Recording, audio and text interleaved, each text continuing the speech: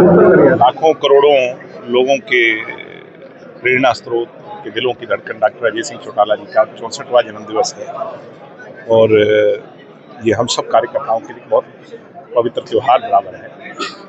Doctor साहब ने सदैव अपना जन्मदिवस और जन्मदिवस से नहीं, जब भी कोई इस तरह का कार्य करने की बात आई है तो उसको किसी न किसी सामाजिक एंगल से जोड़ा।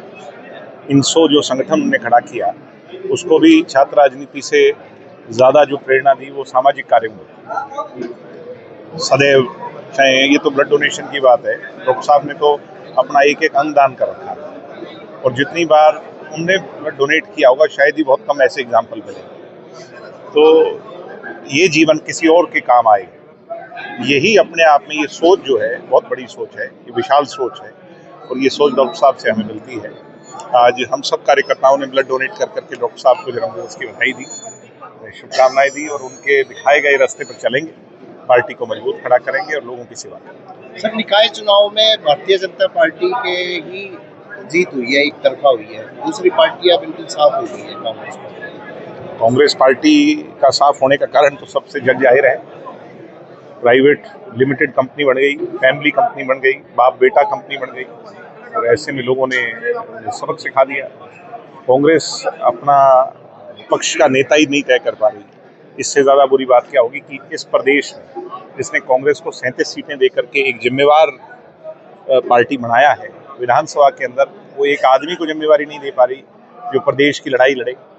और आज उनके प्रभारी का बयान मैं सुन रहा था, बीके हरिप्रसाद का, वो ये कहते हैं कि हमें हमारे लिए प्राथमिकता ही नहीं है नेता विपक्ष चुनना।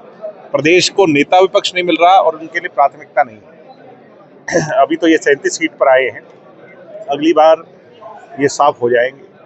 कांग्रेस की सोच प्रदेश में नहीं बचेगी। प्रदेश में बेरोजगारी ज्यादा बढ़ गई है, टंकी के माध्यम से हम बार बार कह रहे हैं। मैं प्रदेश के मुख्यमंत्री जी से, प्रदेश की सरकार से फिर कहना चाहता हूँ कि पिछली सरकार में हम सरकार साझा थे और दुष्यंत चौटाला ने 75% कानून को बनाया। अगर वो लागू हो जाए, इस सरकार अगर रोजगार सुरक्षा कानून लागू कर दे, 75% लागू कर दे, तो कायाकल्प हो जाएगा, प्रदेश के नौजवान का भविष्य बदल जाएगा। पहले सर मनोहर लाल जी का आपने कार्यकाल देखा, अब नायाब सिंह सैनी संभाले हुए, तो कैसे देखते हैं इनके कार्यकाल को? क्या लगता है नायब सिंह विकास कार्य हुए नहीं? नायब सिंह जी नेक व्यक्ति हैं, अच्छे व्यक्ति हैं, सरकार चलाएं 5 साल, अभी तो बहुत कम समय हुआ, अभी तो साल पूरा हुआ है और प्रदेश की सेवा करें।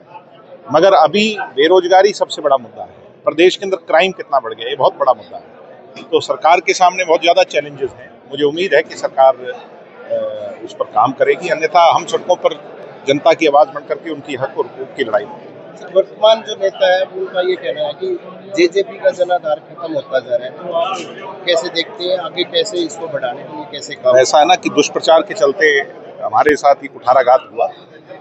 दुष्प्रचार ही तो था। मैंने माइक से भी आज ये बात कही कि वो बातें जो तथ्यहीन बातें कांग्रेस के लोग करते थे, आज उन बातों का कोई तथ्य ही नहीं है।